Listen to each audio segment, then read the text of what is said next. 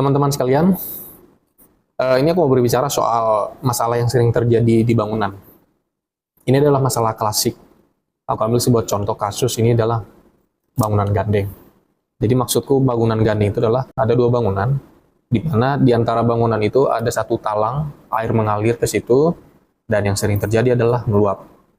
Sebagian orang mungkin akan melakukan perbaikan dengan cara mengganti talang, memperbesar talang, atau mungkin menambah beberapa pipa-pipa di antara tiang ke tiang yang dianggap itu mungkin bisa menyelesaikan masalah. Untuk beberapa kasus, solusi itu mungkin benar. Karena mungkin saja waktu bangunan itu direncanakan, dia hanya pakai insting tanpa memikirkan mengenai bagaimana flow air di kemudian hari kalau misalnya lagi deras-derasnya. Tapi untuk contoh kasus yang kubahas kali ini adalah masalahnya bukan karena talangnya kekecilan. Di sini talangnya udah benar, udah direncanakan, pipa yang mengalirkan air itu juga sudah cukup. Masalahnya sekarang adalah ada di parit. Aku ada satu contoh kasus di sini. Jadi kita coba lihat bareng-bareng seperti ini. Jadi ini ada dua bangunan. Di tengah-tengahnya ini ada talang, di mana talang ini berfungsi untuk menerima limpasan air dari dua bangunan, kemudian dialirkan ke parit. Masalahnya adalah airnya meluap. Kasus yang sering terjadi adalah biasanya di bagian parit ini jarang dibersihkan, karena dia ini adalah infrastruktur yang tertutup dan nggak pernah dibersihkan selama itu. Sehingga waktu airnya turun, di bawah ini ada sampah atau endapan, dia ngasih backwater effect. Jadi airnya berbalik, nggak sempat dialirkan. Naik ke atas, kemudian meluap. Itu yang bikin bocor akhirnya.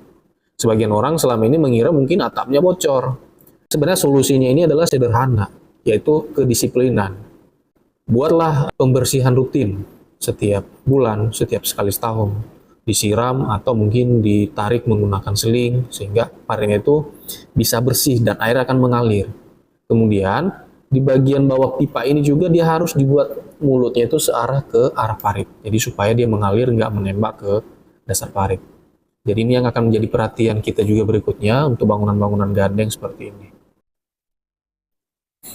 Jadi penyelesaian masalah talang meluap ini sebenarnya tidak bisa hanya dengan spot-spot. Penyelesaiannya itu harus dari hulu ke hilir. Dari sumber air sampai ke muaranya. Jadi kita mulai dari talang sampai ke parit. Talangnya bersih, pipanya bersih, paritnya juga harus bersih setiap saat. Dan itu perlu kedisiplinan pemilik bangunan untuk membersihkan bangunan tersebut.